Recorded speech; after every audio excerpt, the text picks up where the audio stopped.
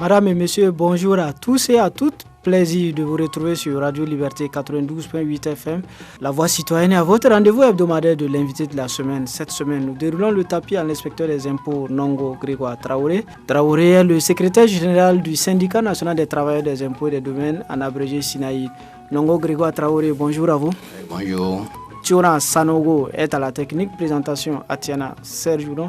Alors, comment a débuté l'année au niveau de la direction générale des impôts dont votre syndicat rassemble un certain nombre de travailleurs? Ok, merci.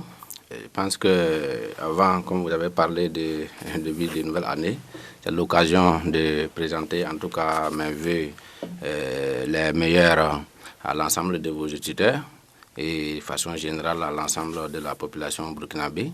Voilà, que cette année-là, en tout cas, puisse voir de grandes avancées en ce qui concerne la situation économique, voire même politique d'ensemble, et que également, en tout cas, l'ensemble des déplacés internes, voilà, qui sont là actuellement, qui souffrent dans leur chair, liés essentiellement aux attaques terroristes, puissent en tout cas rejoindre en tout cas les localités et également avoir une pensée pieuse à tous ceux qui sont victimes en tout cas de ces attaques terroristes. Et en ce qui concerne la situation particulièrement au niveau des impôts, qui est la direction générale des impôts, qui est une des directions du ministère de l'économie et des finances, il faut dire que les activités débutent de façon timide. Le mois de janvier, généralement, c'est un mois, j'allais dire, d'adoption des différents budgets détaillés. Parce que lorsque la loi de finances est adoptée, c'est un budget global. Elle est adoptée à l'Assemblée nationale en décembre. Voilà. Maintenant, chaque direction a maintenant son budget et qu'il faut maintenant procéder aux répartitions, des prévisions. Comme la DGI, c'est le recouvrement. Il faut faire les répartitions au niveau des différentes directions, voilà, pour que chacun puisse prendre ça en charge. Il en va de même pour les contribuables en début d'année. Ils sont en train de faire les petits bilans.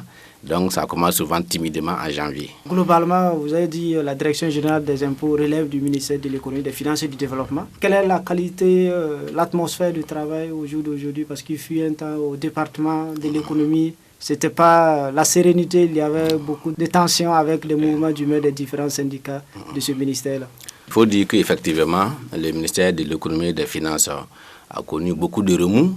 2016, carrément, premier trimestre 2019, avec en tout cas l'arrivée du MPP, également l'arrivée de Mme Souri Rosine Koulibaly, l'ex-ministre de l'économie et des finances. Il n'y a pas eu vraiment de repos au niveau du ministère. Il ne passait pas en tout cas 2-3 bons mois sans mouvement, jusqu'à ce que ces mouvements puissent atteindre un pic en fin 2018, premier trimestre 2019, qui a consisté en tout cas à remettre en cause voilà, les acquis des travailleurs, en particulier les motivations financières. Je pense que c'est ce qui a en tout cas précipité son départ. Mais avec l'arrivée du nouveau ministre, Lassana Kaboré, voilà, il y a eu des discussions et en tout cas des protocoles d'accord a été signé. Je pense que ça a permis d'envoyer l'accalmie au niveau du ministère. Bon, à ce jour, en tout cas... Le calme est revenu, on peut dire qu'il y a la sérénité. Le calme est revenu, même si la sérénité n'est pas totale. Vous savez qu'au niveau du mouvement syndical, chez nous, il n'y a pas d'acquis définitif. Hein. Vous savez, il y a la question de l'UTS déjà qui arrive, qui concerne tous les travailleurs, les ministères de l'économie. Là, c'est le plus spécifique au département de l'économie. Département. Donc, on craint fort que... Voilà, en tout cas, ça puisse encore de répartir, mais ça ne sera pas seulement le ministère de l'économie et des finances. Alors justement, vous avez parlé du départ de Rosine Souri Koulibaly parce qu'il fut un temps, quasiment, c'était une revendication à peine non officielle au niveau de la coordination des syndicats du ministère de l'économie et des finances. Elle est partie à la faveur du remaniement de janvier 2019. Est-ce qu'au niveau de la coordination des syndicats, on considère que c'est une victoire? Il y a une satisfaction du fait de ce départ? Non, au niveau du mouvement syndical, de façon générale, il est rare de voir qu'on demande le départ de certaines d'une autorité, les premiers responsables. Mais à peine voilé en 2000, vous l'avez dit à fin 2018, c'était en quelque sorte la tête de Rosine Souri Koulibaly qui était réclamée. C'était la satisfaction des revendications. Voilà, lorsque les problèmes étaient posés, voilà, il suffisait que voilà, elle mette de l'eau dans son vin, parce que vous savez que les travailleurs, il ne faut pas remettre en cause les acquis économiques des travailleurs. Aucun travailleur ne va l'accepter. Ensuite, il y a encore le mépris. Je pense que c'est après son départ, même ses propres directeurs, il y en a qui viennent dans les coulisses, qui disent que vraiment, il peut respirer maintenant, pourrais pas le dire ouvertement. Donc l'atmosphère là était vraiment très délétère. Donc c'était la personne du ministre qui était le problème. Donc si avec tes propres collaborateurs, il n'y a pas d'entente, vous imaginez qu'avec les travailleurs, c'était pas simple. Il n'y avait pas de considération du tout. Bon, parce que quand on dit qu'on vient des institutions, bon, il ne faut pas se prendre comme étant la personne la plus intelligente qui maîtrise tout. Le ministère de l'économie et des finances, c'est un ministère qui fait pratiquement 9 000 travailleurs. Il vient, à part l'éducation et la santé, il n'y a pas un ministère qui le dépasse en termes d'effectifs. Donc, il y a beaucoup de directions. Donc, lorsque tu arrives, tu as besoin d'un appui qui ne peut pas faire tout seul. Vous vous rappelez, lorsqu'elle est arrivée, avant même qu'elle ne prenne fonction, dans les journaux, elle a demandé les différents CV de tous les travailleurs. Les 9 000 travailleurs, elle a demandé les CV. Et quand elle a regardé les CV, que presque tout est vide, il n'y a rien. Donc, c'était vraiment un signe de mauvais départ. Donc, c'est pour dire que bon, c'est à sa personne en tant que telle, il y avait des soucis. Mais comme nous, on ne l'a pas nommé, ce qui nous intéresse en tant que travailleurs, c'est les conditions de travail, c'est les motivations des travailleurs. Le reste, bon, c'est l'autorité qui l'a nommé qui décide de ses clients. Donc, aujourd'hui, les rapports sont assez cordiaux avec le nouveau ministre Lassane Kaboré, qui a des ministres délégués, notamment Edith Clément-Siaka et Pauline Zouré, si je ne me trompe pas. Oui, il faut dire que le climat de sérénité est arrivé, les gens sont au travail, mais nous sommes aux aguets. Voilà. Le travail au niveau syndical, c'est de façon permanente. Vous savez que l'autorité, nous sommes dans un système, dès lors qu'ils vous donnent quelque chose, ils vont retirer ça par la droite. Donc, les gens sont là, voilà, on travaille certes, mais bon, c'est pas que, voilà, on s'est dit que c'est des acquis définitifs. Notre choix, comme il est arrivé, nous avons en tout cas dit les causes qui ont en tout cas entraîné le départ de son prédécesseur. Donc, s'il est arrivé, s'il entame la même voie, bon, il est clair que, voilà... Comment vous appréciez ces débuts? Ça fait déjà une année qu'il est là. Oui, ça fait une année, particulièrement, on n'a pas eu il n'y a pas eu trop de... Est-ce que vous l'avez rencontré, il a souhaité vous rencontrer pour une prise de contact? Quelle est la qualité du dialogue social au niveau du ministère de l'économie? Et pour le dialogue, particulièrement avec lui, il n'y a aucun souci. Je pense que lorsqu'il y a des sorties, même si vous suivez ces sorties publiques, il ne tarde pas en tout cas à dire qu'il faut des collaborateurs, en tout cas, qui soient proches pour atteindre des résultats. Même sa dernière décoration, en fin d'année, il a dédié ça aux travailleurs. Donc, ça veut dire que, bon, dans les mots, voilà, il dit en tout cas qu'il est soucieux, en tout cas, de l'environnement du travail. Mais notre choix est que ça reste, il tienne jusqu'au bout, voilà, parce que si à un certain moment, bon, il prend d'autres voies, c'est sûr que, bon, les travailleurs aussi, bon, vont se faire entendre. Alors, et pour le moment, est-ce que ça va? Pour le moment, il n'y a pas de problème particulier, comme j'ai dit, au niveau du ministère. Mais maintenant, le problème général qui est là, voilà, c'est la question des UTS qui est posée. Au-delà de la question des UTS, nous, en tant que mouvement syndical, on ne juge pas seulement les personnes, il y a la question de la gestion économique au niveau national. Et quand ils sont arrivés, ce qu'on a rappelé au précédent, il faut s'attaquer aux vraies causes. Au niveau du ministère, s'il veut réussir sa mission, il faut qu'il s'attaque au recouvrement réellement, à la malversation, à la corruption.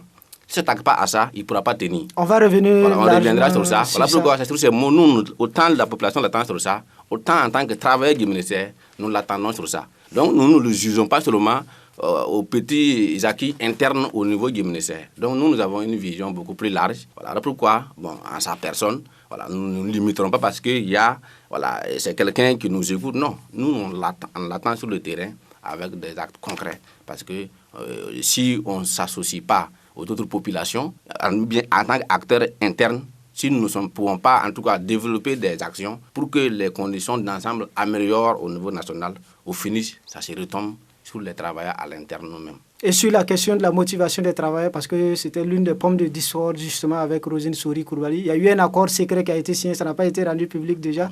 Est-ce que l'application, ça se passe comme prévu? Non, il n'y a pas d'accord secret. Chaque fois, c'est les mots des journalistes que les accords puisque les journalistes, secrets. Vous avez refusé non, de rendre public. Le décret qui a été pris, ça a été publié. Le décret sur les motivations financières, ça a été publié, donc ce n'est pas un secret. Les autres points de revendication, vous les connaissez. Ce sont les points qui concernaient la question de Cotecna. Le contrat a été, le Cotecna a été résilié. La douane a repris ses attributions. Il devait transformer la DGI en EPE. Bon, les travailleurs n'étaient pas d'accord. Donc, les réformes, voilà. Donc, de façon globale, tous ces éléments-là sont connus. Il n'y a rien de secret dedans. Donc, ce n'est pas un accord secret. Ce n'est pas un accord secret. Pour les motivations financières, les gens savent déjà ce que les gens gagnent. Donc, il n'y a pas de secret. C'est toujours bon de rappeler pour les gens. Ce n'est pas évident pour tout le monde. C'est ça aussi.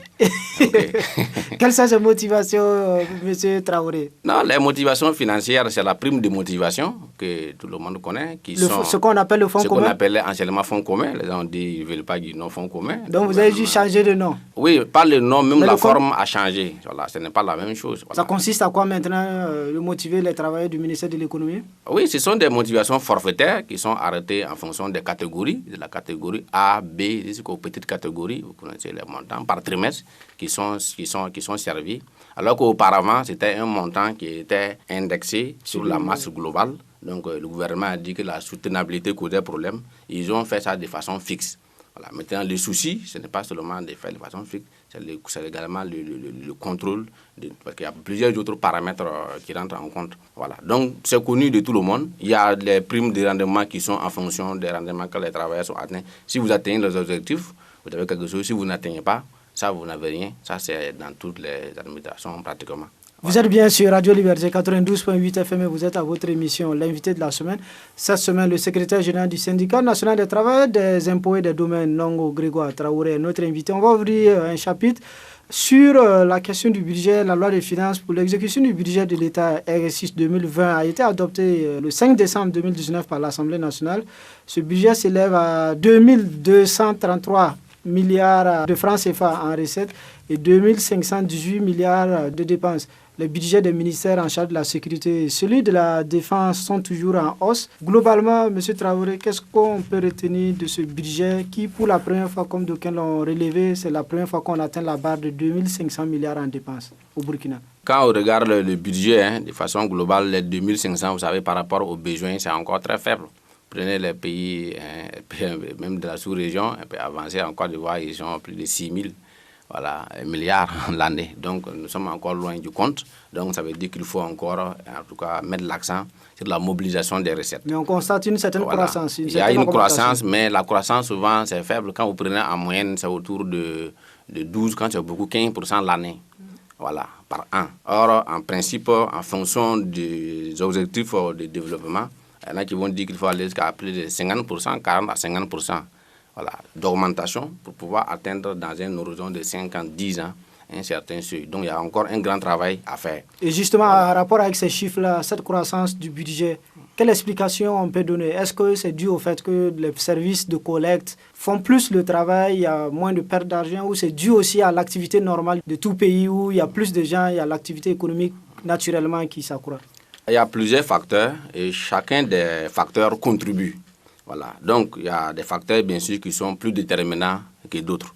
Voilà. Donc, avant d'avoir, il faut aussi rappeler qu'en tout cas, on parle de budget, il y a l'aspect recette, mais il y a l'aspect dépense. Parce que souvent, les gens voient seulement l'aspect recette. Vous pouvez mobiliser beaucoup. Dans la dépense, là, les gens vont gaspiller et ça ne va rien servir. Donc, on en lit toujours sur les deux aspects. Sur l'aspect recette, voilà, ce qu'on constate, c'est qu'il y a toujours, en tout cas, des niches qu'on appelle non exploitées. Voilà. Vous prenez par exemple au niveau des impôts comme au niveau de la douane. D'abord, le premier facteur, c'est l'aspect de la fraude. Voilà. Quand on prend les importations, il y a beaucoup de fraude. Et souvent, ça se chiffre en termes de milliards. Voyez. Donc, lorsque les gens rentrent avec des marchandises de façon frauduleuse, ils les revendent. D'abord, ça échappe aux recettes douanières. À l'interne aussi, le fisc ne peut pas les appréhender puisqu'il n'y a pas de décrécu à la porte. Donc, c'est reversé dans les marchés noirs et c'est revendu. Et ça se chiffre à des centaines de milliards. Maintenant, si vous prenez, c'est ce qui n'est pas appréhendé. Si vous prenez les grands secteurs également donnés, tout le monde parle aujourd'hui du secteur des mines. Voilà. C'est vrai qu'au niveau du secteur des mines, quand vous regardez les autorités sur les chiffres en termes de milliards, on dit c'est bon, mais dans le fond, c'est zéro. Au niveau des mines, en 2019, il parlait de près de 300 milliards de contributions. Dans les 300 milliards, ce qu'ils ne disent pas, il y a plus de 100 milliards d'exonération qui vient en remboursement. C'est-à-dire une contrepartie. Donc, il n'y a pas de balance. Donc, si on prend ce qui a été fait pour rembourser, parce que lorsqu'ils font des importations, ils font des achats, la TVA là, qu'ils supportent, les textes ont été modifiés, et ils reviennent maintenant pour que le Trésor les rembourse cette TVA supportée. Donc, ce qui fait la balance entre 300 milliards collectés et 100 milliards de remboursement, qui n'a que 200 milliards. Donc, ça va jouer beaucoup. Ensuite, il y a le fait que la production n'est pas contrôlée. Vous pouvez comprendre que dans un État, au niveau du coulage de l'or, vous devez suivre dans la presse, où par exemple, les agents des impôts et le BUMIDEF doivent participer. Vous devez suivre le procès en cours, la question du charbon fin. Ou des agents qui doivent acheter au coulage de l'or, ils n'y sont pas. Donc, la quantité qui est produite, vous ne pouvez pas contrôler. Au niveau des impôts, nous qui devons contrôler ces mines, lorsque vous partez, vous ne pouvez pas revoir les chiffres d'affaires à la hausse parce que vous n'avez pas les moyens. Vous ne savez pas quelle quantité est produite. Vous êtes obligé de regarder seulement les charges. Est-ce que la charge là est admise en fiscalité ou pas? Mais si vous devez vous limiter aux charges. Or, les messieurs peuvent aller jouer sur le stock de ces lingots d'or. Donc, vous voyez que c'est peine perdue. Ensuite, vous avez suivi la dernière note du syndicat de la douane. Le syndicat voilà, qui a dit qui a suspendu sa participation. Et ils ont donné des explications. Parce que lorsque... Il ne sert que de faire valoir. Voilà, il ne sert que de faire valoir. On vient devant toi, on dit qu'il y a 3 caisses d'or, toi qui mentionnes ça, et on prend ça dans l'aéronef, toi qui ne les suis pas, toi qui reprends la route avec un véhicule. Il y a la question de la sincérité des opérations. Donc c'est pris, et quand ça arrive, ça n'arrête plus à l'aéroport, ça continue directement. Est-ce que c'est 20 caisses qui a décollé après qui ne peut pas répondre à ça? Mais qu'est-ce qui empêche le douanier de vérifier sur cette question? Non, il ne peut pas parce que c'est les textes qui sont mis en place. On a pris tellement de textes et de lois qui protègent ces gens. Donc, quelle que soit la bonne foi des agents, vous ne pouvez pas faire le travail. Donc, il faut revoir nos textes. Vous avez vu tout avec le nouveau code minier adopté en 2015. Voilà, sur la question du fonds minier de développement. Vous voyez que là-bas, c'est verrouillé. On les a coincés. Ils ont essayé de dire que non, la barre était illégale. Lorsqu'ils ont essayer d'attaquer juridiquement, ça a échoué. Il restait maintenant à payer. Ils disent qu'ils vont déduire de ce fonds minier-là les dépenses qu'ils ont réalisées à leur propre chef. Pour les communes. On les a même concédées. Après déduction de tout ça, vous avez vu les chiffres, en 2018 et 2019, ça fait 2017 et 2018, ça fait 15 milliards. Donc sur les 16 milliards, là, ils n'ont payé que 1 milliard. Ils doivent encore 15 milliards. Et ils refusent de payer. Donc quand on les coince, ou c'est carrément clair, il n'y a pas de truc, ils ne payent même pas. Donc ça, vous voyez qu'il y a encore une niche. Voilà. Vous prenez la question du foncier, vous avez vu les enquêtes parlementaires. Voilà. Ils ont fait le point sur le foncier, sur les mines, qui dégageaient les 2 secteurs près de 600 milliards. Mais si vous prenez 600 milliards ajoutés à notre budget, ça fait combien? Ouais. Donc si vous prenez tous ces secteurs, vous ajoutez ensemble la question des téléphonies mobiles. Vous n'avez aucun expert fiscal aujourd'hui qui peut vous certifier du chiffre d'affaires de telles 10 compagnies de téléphonie. Parce que voilà, il faut des experts qui puissent être là pour pouvoir certifier en termes d'émissions. Donc, souvent, la comptabilité est verrouillée depuis l'extérieur. Donc, ça fait qu'il y a visiblement des insuffisances. Donc, on a des problèmes de fond sur cette question. Et il y a aussi la question de la gouvernance encore qui est posée. Voilà, ça, c'est les recettes. Si vous allez au niveau de la gouvernance maintenant, ce qui est récolté qu'on peut dire maigre, c'est géré comment? Là aussi, allez-y voir les rapports. Et pourtant, on a vu le gouvernement a estimé qu'ils ont pris un certain nombre de mesures pour réduire le train de vie de l'État. Le train de vie de l'État a été réduit par quoi? Quand on veut réduire le train de vie de l'État, on commence par soi-même. Peut-être qu'on reviendra quand on va à la question de l'UTS. Quand vous prenez les émoluments des ministres, les décrets 2012 qui définit les rémunérations, qui a été même critiqué en son temps parce que les gens ont jugé que c'est beaucoup. Pratiquement rare des ministres respectent. On a parlé tout récemment de l'ex-ministre de l'économie et des finances. La coordination des syndicats était obligée de publier, elle, son salaire parce qu'elle touchait plus de 8 millions par mois. Parce qu'elle a signé un contrat avec l'État. Avec l'État.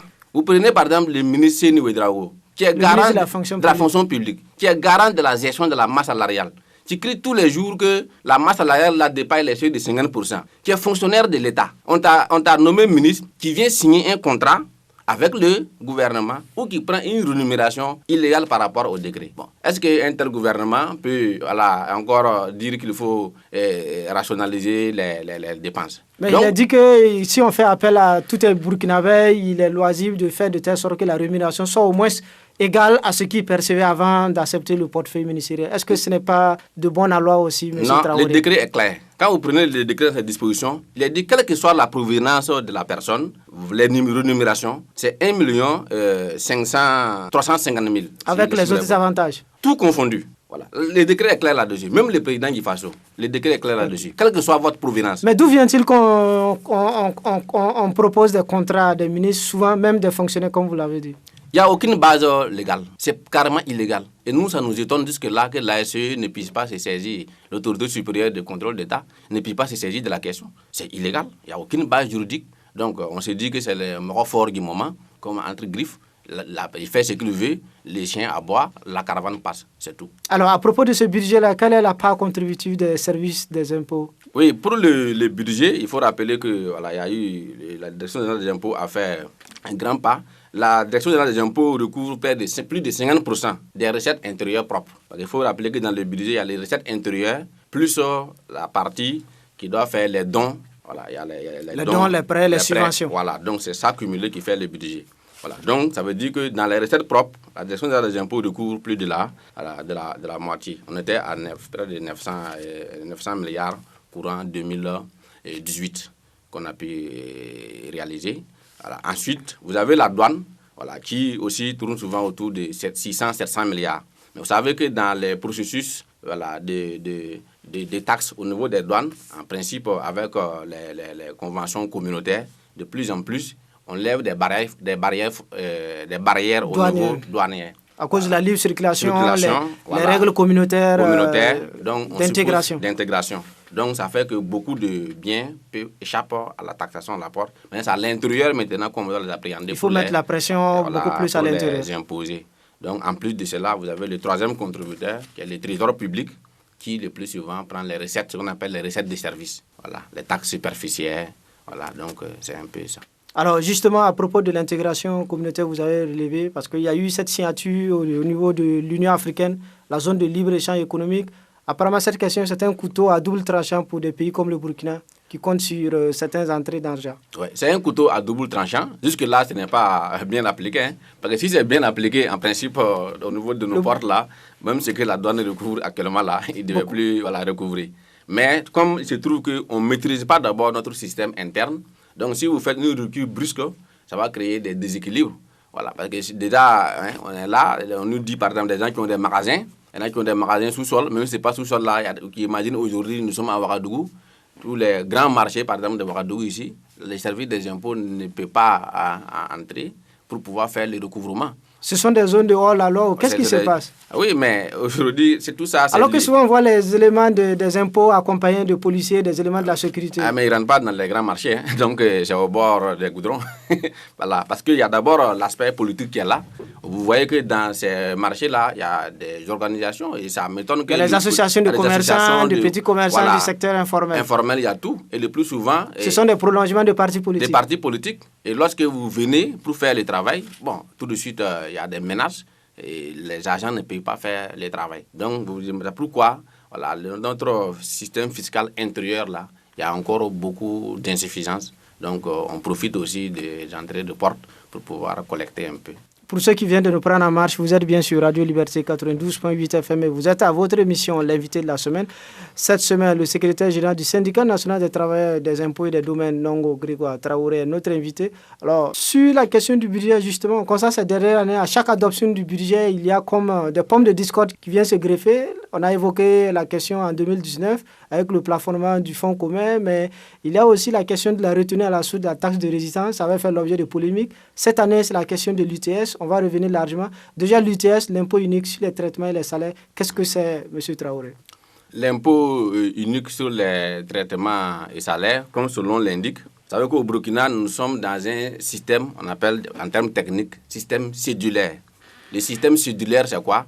Ça veut dire qu'on paye l'impôt en fonction des segments de revenus.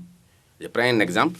Par exemple, celui qui a un revenu, celui qui a des bâtiments en location, il paye un impôt foncier sur ça. Celui, par exemple, qui part donner des enseignements, sur les vacations que tu prends là, il y a un prélèvement qui est fait sur ça. Donc, de la même manière, les sociétés, par exemple, il y a un impôt sur les sociétés. Ouais. Donc, de la même manière, les travailleurs, voilà, qui est rémunéré, donc on se dit que c'est sa contribution, donc on met un impôt unique sur les traitements et salaires. On a dit unique parce que dans les salaires, là, il y a plusieurs variantes. Donc, c'est toute la rémunération de l'intéressé qu'on met ensemble pour imposer. Ensuite, les termes là, il vient depuis l'institution de l'impôt en 70 que l'impôt unique a été formalisé sous ce nom.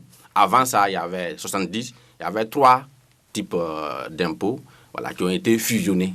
Voilà. Et ces 3 types-là, la plupart ont dit que c'était un impôt unique qui a constitué à prélever sur le salaire. Donc voilà ce que c'est que l'impôt unique sur les traitements et salaires. Alors, il semble que ça devrait être un impôt exceptionnel, à un moyen exceptionnel. Pourquoi jusqu'à aujourd'hui, 40 ans après, ça continue toujours?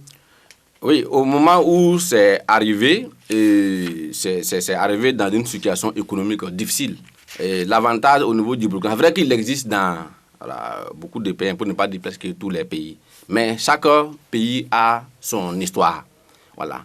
Sa création ici au Burkina, ça a coïncidé au moment où en 66, vous avez suivi le 3 janvier 66, voilà, et le président qui a été débarqué suite à un soulèvement populaire compte tenu des problèmes budgétaires.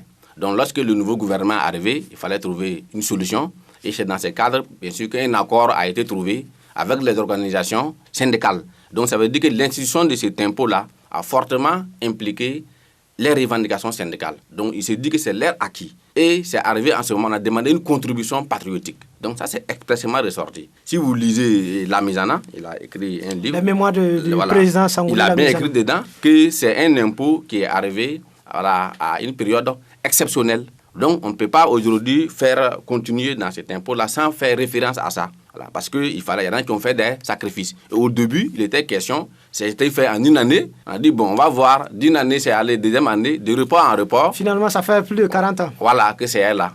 Voilà. Donc, avec plusieurs variantes. Donc, aujourd'hui, voilà pourquoi les gens ont dit, même si le gouvernement veut revenir là-dessus, on ne force pas, on négocie. Parce que son institution n'a pas été une force, ça a été une négociation. Voilà, donc c'est ce qui est un peu lié à son histoire. Alors aujourd'hui, pourquoi ça revient sur le devant de la scène avec, en quelque sorte, ce bras de fer qui est en train d'être engagé avec les syndicats, entre le gouvernement et les syndicats, sur l'application de l'ITS? Qu'est-ce qui change et qu'est-ce qui fait la pomme de discorde? Ok, la pomme de discorde, elle est très simple. On a parlé tous tantôt de la bonne gestion. Voilà. Et l'impôt, c'est quoi? La définition de l'impôt, on dit que c'est une contribution requise d'autorité. Ouais. En français facile, c'est une contribution requise des personnes physiques et morales d'autorité. Ça veut dire que l'État prend ça d'autorité en vue de faire face à des charges publiques. Donc, le rôle de l'impôt, c'est pour un objectif budgétaire. Quand on instituait en 70, c'était pour faire face à des difficultés. Donc, quel que soit ce qu'il y a à l'intérieur, on va développer à faire juste quoi? Son rôle premier, c'est pour les objectifs budgétaires. Si on ne veut pas de recettes, on ne crée pas un impôt. Donc, c'est cette vérité-là que l'État ne dit pas. Et l'État, il veut des recettes. Et en voulant des recettes, il dit qu'il faut élargir l'assiette. L'élargissement de l'assiette, ce n'est pas l'augmentation du taux de l'impôt sur les gens. Et c'est là-bas que les problèmes se posent. Surtout que dans un contexte de gestion gabégique, on va revenir avec on va faire les parallèles là-dessus pour que ça fasse le discours. Voilà. Donc, la revendication sur le point de l'ITS, c'est quoi? La revendication date d'avant même l'insurrection. C'est une vieille revendication où on a demandé l'exonération de l'ITS sur les primes et indemnités des agents du privé et des parapublics. Parce que ce qu'il faut relever, c'est que c'était appliqué jusque-là essentiellement au niveau des travailleurs du privé. Depuis l'institution en 70, il faut dire que cet impôt-là n'a jamais frappé les primes et indemnités des agents publics. Tant bien que dans la loi, il n'est pas écrit dedans que c'est exonéré. Donc, au moment où la loi disait que, au moment où ceux qui privés sont soumis sur ça, conformément à la loi, rien n'exonérait les travailleurs du public. Donc, seulement c'était pas appliqué. Voilà, c'est ce que le gouvernement dit, ce n'est pas nouveau. Donc, il n'y a rien qui dit que le privé doit payer et le public ne paye pas. Mais pourquoi ce n'était pas appliqué? C'est à cette question qu'il faille. C'était de façon délibérée alors? Ce n'est pas de façon délibérée. Comme vous l'avez dit, l'impôt a été institué dans un contexte particulier. Et puis, il y a eu des évolutions. Donc, si vous prenez par exemple au niveau de ils font aussi une comparaison mécanique entre privé et public, sans voir toutes les conséquences. Vous savez que le secteur public, c'est un secteur aussi qui a ses spécificités. Voilà. Donc, quand on prend au niveau l'État a dit que non, que c'était lié à la faiblesse des rémunérations de ces primes-là, les indemnités avant. Or, non, quand on regarde la loi, malgré la faiblesse, il y a des hauts fonctionnaires qui dépassaient ces seuils-là. Il y a des niveaux d'exonération. Pour l'indemnité, par exemple, de logement, voilà, le seuil d'exonération, c'était 50 000 francs, sous contrainte de 20% du salaire de base. Depuis longtemps, il y a des ministres qui ont une indemnité de logement de plus de 50 000. Donc, pourquoi il n'était pas imposé? Donc, nous, au niveau du mouvement syndical, c'est simple. L'explication qu'il fallait donner, pourquoi ce n'était pas imposé, c'est quoi? D'abord, quand on prenait la loi dit que les avantages en nature sont exonérés. C'est quoi un avantage en nature au niveau de l'UTS? Que ce soit au privé comme au public, l'employeur peut mettre à disposition du travailleur un logement, un personnel de maison, un véhicule de déplacement. Ça, on appelle avantage en nature. Au niveau du privé, c'est imposé. Mais dans la loi, c'est écrit noir sur blanc que c'est exonéré. Donc, autrement dit, quand l'État loge un fonctionnaire, normalement, on devait recalculer la valeur de la location et ajouter à son salaire. Donc, l'État a dit que c'est exonéré. En principe, en tant qu'agent public, si vous remontez l'histoire, la plupart des agents publics étaient logés par l'État. Vous prenez les enseignants, ils sont logés dans les écoles. Donc, quand tu es logé, tu n'as plus l'indemnité. Avec l'évolution des effectifs, voilà, l'État ne pouvant pas loger tous les agents, quand on ne te loge pas, on te donne une indemnité compensatrice. Parce que celui qui est logé, lui, il ne prend pas. Ouais. Donc, au niveau, par exemple, des financiers, il y a des hôtels de finances, les agents, ils sont logés. Au niveau de la santé, les agents de santé, ils sont logés. Dans les casernes, les militaires, ils sont logés. Maintenant, ceux qui ne sont pas logés, on leur donne une indemnité compensatrice. Et c'est quoi une indemnité? Si vous voyez sa définition, mais ça veut dire que c'est un montant pour réparer un tort. Le fait qu'on ne te loge pas là, on te donne ça. Mais est-ce que quelque chose qu'on te donne pour réparer un tort, faut-il imposer ça? Ouais. Donc, c'est ce qui explique qu'au niveau de la fonction publique, ça ne soit pas imposé. Par contre, au niveau du privé, regardez là-bas, quels sont ceux qui sont logés là-bas? C'est les grands directeurs. Ce n'est pas le travailleur lambda qui est logé. Donc, ça a été vu comme étant, voilà, ces biens-là, comme étant des éléments de luxe au niveau du privé. Donc, pour eux, il fallait mettre ça dans l'imposition. Voilà un peu la différence. Et comme l'État veut des recettes, l'État de plus en plus s'est désengagé, bien sûr, du secteur privé. Ça a pris une ampleur aujourd'hui. Vous convenez avec moi, si vous prenez par exemple combien de cliniques aujourd'hui privées, il y a des trucs privés même où l'État affecte des agents publics. Donc, il y a certains secteurs, il y a un secteur privé aujourd'hui qui est très important. Donc, ils ont dit, pour les soulager, parce que c'est un impôt qui paie énormément, pour les soulager, il faut donc exonérer leurs primes et leurs indemnités comme ceux du public. Voilà comment la revendication est posée. Et l'État a retourné la veste pour dire, bon, comme c'est l'équité, vous voulez, on va appliquer ça sur tout le monde. Donc, vous comprenez pourquoi le débat, il est très... Et c'est là que le bras de fer est engagé. Engagé. Et le ministre de l'économie, en conférence de presse, justement, a dit que ça va être appliqué à partir de ce mois de janvier 2020. Qu'est-ce que vous allez faire? Oui, si vous vous rappelez, je pense que j'étais là il y a une année, 12 mois jour pour jour, avec la question des fonds communs. Vous me demandez que, voilà, le gouvernement avait dit que les fonds communs, c'est supprimé, c'est appliqué. J'avais dit qu'ils n'ont qu'à appliquer. Donc vous les attendez au tournant? Parce que ce qui est... les avantages économiques des travailleurs, on ne s'attaque pas à ça. Parce que certains craignent, certains estiment que c'est une diminution du salaire de fait. Oui, les exemples sont là. Parce que ce qu'ils ne disent pas, c'est une diminution des salaires. Quand on fait les calculs conformément à la loi, parce que n'importe qui, c'est-à-dire celui qui a fait la fiscalité, peut calculer l'UTS. Lorsque ce sera appliqué au niveau du public, ce qu'ils vont subir, même les plus petites catégories qui prennent ça, tout le monde sera frappé. Ça sera frappé de 1 000 francs, voilà, à 10 000 francs pour les catégories A moyen, à 93 000 francs pour les médecins, c'est les minima, hein, à 175 000 francs pour les catégories P, les professeurs d'université, magistrats, ainsi de suite. Donc, il y en a même qui auront plus de 200 000 francs de coupure.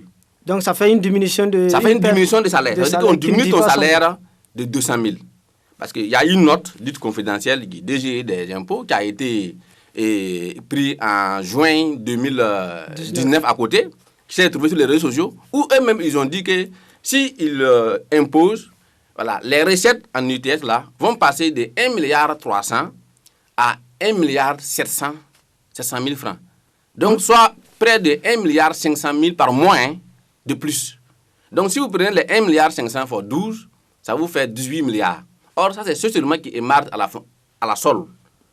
Vous avez les militaires qui ne sont pas directement à la solde. Si on ajoute les parts, on ajoute la part des collectivités territoriales, eux aussi, ils n'émargent pas à la solde. Les EPE, eux aussi, ils n'émargent pas à la solde. Si on ajoute tout ça, ils ont fait les estimations entre 20 et 30 milliards.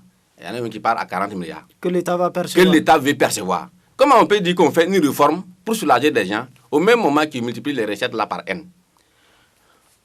À l'inverse, au niveau du privé, pour essayer d'amuser la galerie, ils ont dit qu'ils vont relever les seuils d'exonération.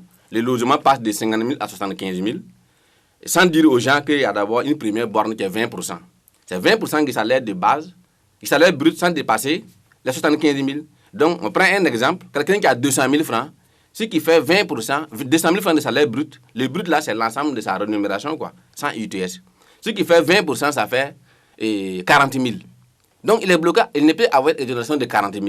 Donc même à 50 000, les 10 000 francs de surplus sont frappés d'UTS. Donc même si on relève le seuil de 50 000 à 75 000, 100 000, ça ne profite pas. Pour l'indemnité de fonction, c'est 5% du salaire brut. 5% de 200 000, ça fait 10 000. Donc, vous voyez que le seuil qu'ils ont relevé de 30 000 à 50 000, ça ne profite pas à l'intéressé. C'est de la poudre. Voilà le jeu technique qu'ils ont fait. Comme ils savent que le commun du mortel ne maîtrise pas ça, on dit que mais après, les gens vont sentir bien ça sûr, sur leur bulletin. À la fin du mois. J'ai déjà dit, même tous ceux qui sont dans les privés, faites calculer vos UTS déjà dans les privés pour voir si votre UTS là a diminué. Parce que de 0 jusqu'à 600 000 francs, personne ne peut avoir une diminution de son UTS à payer. Au privé qui est déjà imposé, je veux dire. C'est malgré le relèvement des seuils. Vous pouvez faire calculer ceux qui sont déjà, s'ils ont des chiffres, ils peuvent publier durant la contradiction. La diminution maximale au niveau du privé, où on dit que c'est relevé pour les soulager, ça tourne autour de 10 000 francs. Même si tu as un salaire de 5 millions. Donc vous voyez qu'on fait ce jeu pour rattraper des recettes globales. Et maintenant, ils disent qu'ils vont appliquer. Nous avons dit non, il faut appliquer. Donc vous les attendez au tournant. Voilà, la fin du mois est arrivée, ils n'ont qu'à appliquer. Si les travailleurs ont pu supporter la diminution des salaires dans ce contexte de vie chère et de gaspillage. On va revenir sur le volet, justement, au niveau des syndicats, c'est de dire, oui, il y a de la malgouvernance, il y a suffisamment de l'argent dans le pays. Qu'est-ce qui vous fait dire qu'il y a suffisamment de l'argent dans le pays et qu'on sait où aller trouver cet argent-là? Parce que c'est le discours qu'on entend au niveau des syndicats. Le premier trimestre 2017, vous vous rappelez de la correspondance de l'UAS qu'ils ont adressée l'unité d'action syndicale au Premier ministre Paul Kabatiba en son temps, lorsqu'il a traité les mouvements syndicaux entre griffes d'apatride. Je vais vous rappeler de les lettres, pour ceux qui ont encore ça, ils peuvent faire sortir, où on a sorti les éléments pour montrer qu'il y a des ressources. Il n'a pas démenti. Quand la lettre est partie, il les a rencontrés pour s'excuser, pour dire que c'était un écart de langage. Nous avons encore ces chiffres, plus de nouveaux chiffres. Alors, je vous prends par exemple au niveau des impôts. Et quand vous prenez ceux qui doivent à l'État, les restes à recouvrer, c'est des gens qui ont déclaré et qui n'ont pas payé. Au 31 décembre 2016, là, c'était 600 milliards. Le syndicat avait dénoncé ça en son temps. Sous la transition, vous vous rappelez que l'Assemblée avait mis en place une commission là-dessus. Le Conseil national de la transition. Voilà, ils ont même dit qu'ils ont pu recouvrer 4 milliards sur ces restes à recouvrer. On est resté à manipuler les chiffres. Jusqu'à aujourd'hui, ils disent qu'il y a des erreurs, mais ils n'ont pas encore communiqué le vrai montant. Et dans les livres, il y a encore plus de 400 milliards à la date d'aujourd'hui qui n'est pas encore recouvré. Et quand il prend ces 400 milliards-là, il dit que c'est 80%, c'est les grandes entreprises qui doivent. Lors de la clôture de la session à l'Assemblée, le président de l'Assemblée a dit que la DGI n'a qu'à envoyer la liste. Voilà, des gens qui doivent, les gros contribuables qui doivent, et ils vont recouvrer. Il connaît la liste. Au sein de l'Assemblée, il y en a même qui sont assis là-bas, qui doivent. Alors que c'est illégal. On ne peut pas être député et mener des activités commerciales. Oui, on ne peut pas être député, c'est des prêts, non. Ça, c'est un. De deux, il y en a qui ont pris directement. Si vous vous rappelez, l'État fait des prêts aux députés et aux ministres, c'est-à-dire à certains hauts fonctionnaires là, pour payer des véhicules. Et quand on a fait le point, il y a les derniers numéros, et comment on appelle, les derniers rapports de la Cour des comptes, vous lisez, il y a encore 40 milliards qui n'ont pas été payés. Dans la liste là, il y a des députés qui sont assis à côté de lui là-bas qui doivent. Donc, il n'a pas besoin de liste. Or, il y a un décret qui est là pour le recouvrement de ces mais qu'est-ce qui empêche justement d'aller chercher cet argent qui doit... Rien n'empêche, je l'ai dit que c'est la malgouvernance, c'est l'accompagnement, c'est la promotion de la malgouvernance qui est faite au niveau du sommet de l'État. Parce qu'il y a un décret pour le recouvrement de ces dettes. Lorsque vous ne payez pas, on engage les procédures pour aller jusqu'à la saisie des biens. Donc, on peut couper même sur le salaire de ces personnes-là. Mais ces gens même sont déjà en activité. Il y en a qui sont en activité. Et tout ça, c'est pas fait. Et c'est ces décrets-là qu'ils ont pris, appliqués aux agents de santé tout récemment, dans leur lutte-là, pour couper de façon illégale les salaires. Pour faire de mouvements. Heureusement qu'ils sont en train de rembourser parce qu'ils avaient déjà déposé les plaintes pour attaquer. Au lieu de prendre ces décrets pour recouvrer les dettes, on prend un décret illégal pour taper les travailleurs. Parce que ça reste à recouvrer aussi concerne le secteur minier, semble-t-il. Le secteur minier, ils sont dedans, mais il y a encore une part qui ne rentre pas dans ça. Je vous ai parlé tantôt du fonds minier de développement. Ça, c'est à part, ça n'y est pas ici. Puisque ça, la DGI ne recouvre pas ça. Ça fait pratiquement 15 milliards. 15 milliards pour les communes, vous voyez que c'est de l'argent. Ensuite, si vous continuez, il y a les chèques impayés. Au 31 décembre 2016, qui se chiffraient à une centaine de milliards. Aujourd'hui encore, c'est près de 80 milliards. C'est pas de coup. C'est des gens qui ont émis des faux chèques à l'État. Des chèques sans provision. Sans provision. Ils sont bien connus.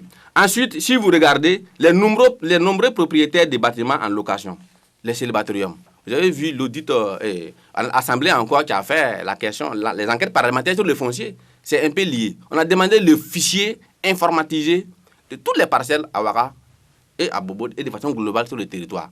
Mais quand on a créé un impôt sur les fonciers, sur les bâtiments, c'est-à-dire bâtis et non bâtis, que ce soit bâti ou bien c'est des terrains nus. La prévision des recettes, c'était 7 milliards. En 2018-2019, l'État n'a pu recouvrer que 200 millions sur les 7 milliards. Et si vous prenez les sociétés minières particulièrement, où on parlait, il y a ce qu'on appelle les exonérations. Là, on te dit de ne pas payer. Quand on fait le point des exonérations, vous avez vu un document où on a dit la dépense fiscale. La dépense fiscale, là, c'est l'argent que l'État aurait dû recouvrer et il n'a pas recouvré du fait des exonérations. Ça fait pratiquement une centaine de milliards. Dans le budget que vous dites, la loi des finances, là, il y a une ligne budgétaire où cette ligne-là est approvisionnée à 50 milliards pour servir au remboursement des exonérations. Donc, je prends un exemple. Pour les mines, la patente, c'est un impôt, par exemple, qui est dû par les entreprises. Le code minier dit que la patente est exonérée, peut être exonérée jusqu'à 10 ans. Quand vous prenez une société minière, là, par an, elle peut payer en moyenne 1 million. 1 milliard plutôt, de patentes, 1 milliard par an. En 10 ans, ça fait combien? Ça fait 10 milliards. Pour la commune, qui ne recouvre pas ça. 10 milliards fois les 14 mines, ça fait combien? Ça fait 140 milliards. Donc il y a suffisamment de l'argent. Il y a suffisamment de l'argent. Et je pense que, voilà, et on a tous ces exemples qui sont là. Et il est difficile, j'ai parlé des téléphonie mobiles, où également l'État ne contrôle pas, la fraude au niveau des importations, et il y en a plein. Et la liste est là, on a remis tous ces rapports au niveau du gouvernement. Donc avec ça, ça c'est le volet des recettes. Avec ce que vous dites, il y a pratiquement plus de 1000 milliards. 1000 milliards dans la nature ici. Pourquoi je dis le budget qui est là, on peut améliorer. Et quand vous prenez en dehors de ce qui est recouvré, en dehors de ce qui n'est pas recouvré, ce qui est recouvré là, on fait quoi de ça? Et je vous lis un extrait du contrôleur général d'État. En ces termes, il dit quoi? Un des problèmes que nous posons chaque fois au gouvernement est la question du secret défense. Normalement, nous sommes fondés pour contrôler l'utilisation de l'argent public. Or, quand nous sommes en contrôle au ministère de la Défense, on nous sort chaque fois le secret défense. Et quand nous demandons les documents légaux qui montrent que tel ou tel aspect tombe sous le coup du secret défense, on nous dit c'est comme ça. C'est le contrôleur d'État qui le dit. Au cours d'une interview, à un journal en ligne. Donc vous voyez, ensuite vous prenez l'Assemblée nationale qui refuse tout contrôle. La question est réglée maintenant. La question n'est pas réglée. L'Assemblée nationale n'a pas été contrôlée. Donc l'Assemblée nationale échappe toujours à... Ensuite, vous avez vu quand on a dénoncé, le budget est passé de 8 milliards à 20 milliards en 2019. Quand nous avons dénoncé ça... C'était pour la construction du nouveau les 4 milliards là, comme le 2019 est fini, j'ai demandé aux journalistes d'aller demander à l'Assemblée qui a assisté à la pose de la première pierre de l'Assemblée. Vous avez participé? Il y a le siège de l'opposition politique aussi. Ce n'était pas dedans. On nous a parlé du siège de l'Assemblée. Est-ce que la première pierre a été posée? Où est parti la cet argent? La construction là est à quel niveau? Et si vous regardez... Où est parti cet argent? Si vous regardez encore, en 2020, le même budget a été reconduit à pratiquement 20 milliards. Et pendant ce temps, vous-même, vous pouvez constater les dons de bienveillance qui prennent l'Assemblée nationale. Les 10 millions par là, les 5 millions par là. Mais vous vous imaginez qu'une institution qui peut dépenser sans contrôle et on va demander les comptes à qui d'autre encore. Donc nous pensons qu'il y a beaucoup d'éléments à dire. Donc c'est pour ça, en tout cas, la situation fait beaucoup de gore actuellement, beaucoup de gore chaude en ce qui concerne la question de l'UTS. Alors au niveau de l'action syndicale, l'unité semble être ébranlée justement avec cette coalition des syndicats libres et indépendants qui, le 26 décembre, s'est montré favorable à l'élargissement de l'UTS au nom de l'équité sociale et la protection de l'économie, tout en préconisant l'exonération au travail du public ou aussi du privé ayant un faible revenu. Selon cette coalition des syndicats libres et indépendants, 85 à 90% des travailleurs du public ne seront pas touchés par l'UTS qui concerne 3 indemnités, à savoir celle de logement, de fonction et du transport. Et cette coalition propose l'élargissement de l'application de l'UTS à tous, conformément aux dispositions de la Constitution, notamment les ministres, les députés, les magistrats. Est-ce déjà exact que 85 à 90% des travailleurs du public ne seront pas concernés par l'UTS? Ce n'est pas exact, c'est l'inverse. 100% des travailleurs seront frappés par ce. Je viens de vous donner les chiffres. Tout travailleur de la fonction publique qui a une indemnité, normalement c'est conforme, tout le monde a des indemnités, à part les contractuels souvent qui sont recrutés. Ça, la base aussi n'est pas légale parce que la loi ne permet pas ça. Tout travailleur qui a une indemnité va payer. Donc tout le monde sera concerné. Personne ne sera épargné. Personne ne sera épargné. Et qu'en est-il des ministres, des députés? Est-ce qu'ils seront épargnés? Je viens de vous dire que les budgets ne sont pas contrôlés correctement. Mais les ministres qui sont administrateurs de budget, ils sont ordonnateurs de budget. Je vais donner l'exemple du ministre de l'économie et des finances qui, dans son contrat, vous savez, le contrat là, c'était écrit 8 millions. À la solde là, ce qu'il était sur le bulletin, c'était 4 millions. Il a fallu qu'on sorte le contrat dûment signé pour voir que c'est quel. C'est-à-dire qu'au niveau du trésor, vous allez voir que c'est 4, mais ce n'est pas ça qu'elle perçoit. Donc ça veut dire quoi? On peut dire oui, tout le monde est concerné. Est-ce que c'est moi, agent, qui peut aller contrôler derrière là-bas ce qu'il perçoit? Donc je pense qu'il ne faut pas amuser la galerie. Deuxièmement, je vous ai dit que dans la loi, comme il parle d'équité, voilà, la question d'équité, nous, ça nous fait sourire. Voilà, y a combien on a entendu le parti au pouvoir aussi qui a dit que l'application de l'UTS est une question de justice sociale et d'équité. Parce qu'on applique chez les privés, il n'y a pas de raison que depuis, on n'applique pas au niveau du public. Je vous ai rappelé l'historique, en 70 jusqu'à aujourd'hui. Il y a quel problème d'équité dedans? Et dans la même loi, si c'est l'équité là, la loi a dit que les avantages en nature sont exonérés. Autrement dit, les ministres là seront logés gratuitement. Les présidents d'institutions. Ça veut dire que eux, leur V8 qu'ils ont, les villas qu'ils ont, ils ne paieront pas l'UTS là-dessus. Dans les privés, là, si il y a des sociétés, si il y a un véhicule, si il y a une villa, ça rentre dans la base, ça c'est imposé. C'est ça l'équité. Donc, ils prennent dans la même loi et ils sont épargnés. Je vous ai dit que c'est une indemnité compensatrice pour les fonctionnaires. Donc, ceux qui sont logés, eux, ils sont épargnés, qui sont véhiculés, ils sont épargnés. Ceux qui ne sont pas logés, on lui donne une indemnité en compensation, on impose. Où se trouve l'équité? Ils ne savent pas de ce qu'ils disent. Comment vous expliquez qu'une coalition de syndicats défend en quelque sorte l'application de l'UTS? La coalition des syndicats ne nous étonne pas. Vous savez que vous savez que le cahier de doléances est signé par tout le monde. Apparemment, ils se sont démarqués. Voilà. Donc, lorsqu'on porte une revendication, la revendication, c'est l'exonération de l'UTS sur les primes indirectes privées. Et une telle coalition qui a signé le document, il le ressort après pour dire que non, voilà, il faut imposer l'autre. Est-ce que vous pensez que c'est des gens responsables? Deuxièmement, il faut rappeler qu'en 2015, en fait, la question de ce système avancé, sur la transition, il y a eu une discussion là-dessus. Et peut-être on pourra mettre à votre disposition le cahier de doléances et, comment on appelle, le communiqué final de la rencontre gouvernement syndical de 2015, et qui était dirigé par Yacouba Isaac Zida. Il avait acté l'exonération dans le privé. Ensuite, il y a un comité qui devait être mis en place pour étudier les modalités. C'est dans l'étude de ces modalités-là qu'on est jusqu'à aujourd'hui. Donc, en retournant la veste, il n'y a aucune conséquence. Donc, ces syndicats libres disent, cette coalition-là, les syndicats libres et indépendants, voilà, ce n'est pas indépendant de qui. Si vous vous rappelez, à chaque grand tournant, même dans la grève qui s'est, la marche qui s'est septembre là, et 2019, ils se sont démarqués en dernière minute. Et ils ne sont pas dedans. Je cite les propos d'un des porte-parole de cette coalition. On fait du bruit pour rien, on agite les gens inutilement et cela nous fait oublier les intérêts supérieurs de notre nation qui aujourd'hui est la défense de notre territoire. Tels sont les propos de Guy Olivier Ouedraogo, un des responsables de cette. Quelle est votre réaction par rapport à ces propos? C'est celui qui ne connaît pas Guy Olivier Ouedraogo qui prend ça pour content. Il est le vice-président du Haut Conseil pour le dialogue social. Voilà, c'est celui qui ne le connaît pas quand il parle comme ça. C'est un des responsables d'une centrale syndicale. Il est sorti, il a participé à la conférence de remise à plat. À la sortie, c'est lui qui était là il a dit quoi? Il a dit que d'ici fin 2019, là, voilà, les gens vont avoir une augmentation de salaire de 29 000.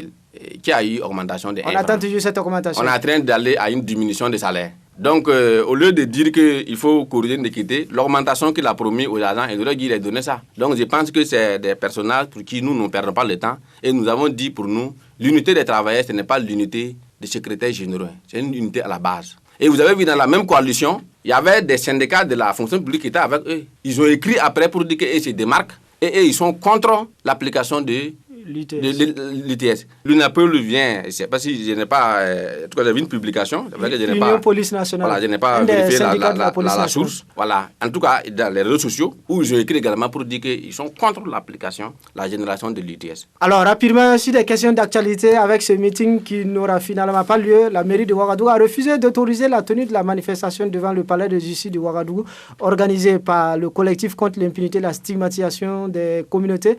Un sitting qui est entré dans le cadre de l'an 1 du drame de Yirgou dans la région du Centre-Nord, un drame qui s'était soldé par des tueries de plus de 200 personnes. La communauté Peul, selon les chiffres du collectif, 49 morts selon le bilan officiel. Déjà, quelle est votre réaction rapide sur cette interdiction du sitting par la mairie de Ouagadougou? Ok, comme je l'ai dit au départ, pour ce qui concerne la question de Yirgou, il est important qu'il faut avoir une pensée pieuse à l'égard de toutes les victimes de ces tueries. Et l'interdiction du sitting, vous savez que ce n'est pas nouveau, c'est le contraire qui allait nous étonner. Depuis pratiquement... On commence à être coutumier de cette Voilà, interdiction. depuis pratiquement une année maintenant, le pouvoir du MPP a interdit pratiquement tout mouvement sur les voies publiques pour les organisations, voilà, nous on a dit démocratiques, et les organisations de défense des droits de l'homme. Cette fois-ci, c'était pour le fait que c'était devant une institution indépendante, donc la mairie n'a pas voulu. C'était l'argument. D'abord, on a dit que c'est illégal, ces positions qu'il prend, c'est illégal. La mairie n'interdit pas une manifestation, c'est un avis, on envoie une demande d'information. Donc, ce qu'il prend là, c'est des actes qui sont illégaux. Et je pense que les gens sont soucieux pour ne pas créer une tension inutile. Les gens se soumettent tout simplement par devoir, en tout cas, de réserve. Sinon, en principe, ces décisions n'ont aucun fondement. Parce que vous devez rappeler le 16 septembre 2019, l'interdiction de la marche de l'unité d'action populaire, suivie bien sûr même les gens ont été gagés. Voilà. Ensuite, vous vous rappelez le 13 décembre, une journée historique, journée d'anniversaire de l'assassinat de votre confrère Norbert Zongo. La marche a été encore interdite. Ouais, il y avait un meeting qui était prévu. Donc vous ne comprenez... Un meeting était prévu à la place de la Nation. D'abord, la place de la Révolution là, ça a été refusée au motif qu'il y a quelqu'un d'autre qui a demandé. Donc, c'est devenu maintenant coutumier. Et de façon paradoxale, d'autres structures organisent des djangioba, on organise des cross-sorts, des sittings partout. Donc on espère bien. Vous ne comprenez pas cette attitude? On ne comprend pas. On espère quand les meetings en 2019, avec les meetings, la campagne va arriver, il va interdire parce que ça aussi. En 2020, peut-être qu'il va prendre des notes pour interdire ça aussi. Alors, un mot sur cette vague de condamnation par rapport à cette attaque contre le journaliste Ladji Bama. En effet, des individus ont profité dans la nuit du 7 janvier 2020 pour jeter une bouteille incendiaire contre la voiture du journaliste stationné dans sa cour. Il y a eu une vague d'indignation d'organisations de la société civile, notamment d'organisations professionnelles du gouvernement. Quel est votre commentaire sur cette attaque contre le journaliste Ladji Bama? Ok, il faut dire qu'il faut avoir en tout cas une solidarité envers votre confrère qui a été en tout cas victime d'attentats. Et ensuite, il faut condamner fermement ces actes qui ne sont pas de nature, en tout cas, à entraîner un bon vivre dans notre pays et qui peut constituer des indices graves, en tout cas au niveau du fonctionnement régulier de l'entente au niveau du pays. Faut-il s'en inquiéter? Ah oui, il faut s'en inquiéter, tout simplement aux actes, parce que ce sont des actes. Rappelez-vous d'abord le 31 mai 2019, l'assassinat des camarades, des responsables de l'ODJ, au niveau de Yaga. Dans la région du Sahel. Voilà, les corps là sont toujours à la morgue. Ensuite, après ça, vous pouvez vous rappeler également l'enlèvement de Naïm Touré, voilà, à domicile. Ensuite, vous pouvez vous rappeler également des camarades dans certaines régions qui ont subi des intimidations. On est rentré pour les menacer dans leur domicile. Vous vous rappelez également la tentative d'assassinat du secrétaire général adjoint de l'Alliance Police Nationale. L'APN qui n'est pas reconnue officiellement, voilà, dont on refuse de délivrer. Vous vous rappelez également Hervé Ouattara qui a été directement menacé sur lui avec l'affaire Kémy Seba tout récemment à son domicile. Vous vous rappelez également que des gens ont été enlevés. On nous a dit qu'on sera la liste est longue rapidement. La liste est longue, oui. Donc pour nous pensons qu'il faut que ça s'arrête. Et qu'il faut que les mouvements démocratiques s'organisent pour mettre fin à cela. On va s'arrêter là pour aujourd'hui. L'invité de la semaine s'achève. Nongo Grégoire Traoré était notre invité. Il est inspecteur des impôts, secrétaire général du syndicat national des travailleurs des impôts et des domaines Sinaï. Nongo Grégoire Traoré, merci d'avoir accepté notre invitation. Je vous remercie également. Tiona Sanogo était à la technique. Devant ce micro, Atiana Serge Joulon. C'était un plaisir et rendez-vous très prochainement sur la Voix citoyenne 92.8 FM pour un nouveau numéro de l'invité de la semaine avec un nouvel invité. En attendant, merci pour la fidélité et bonne suite du programme.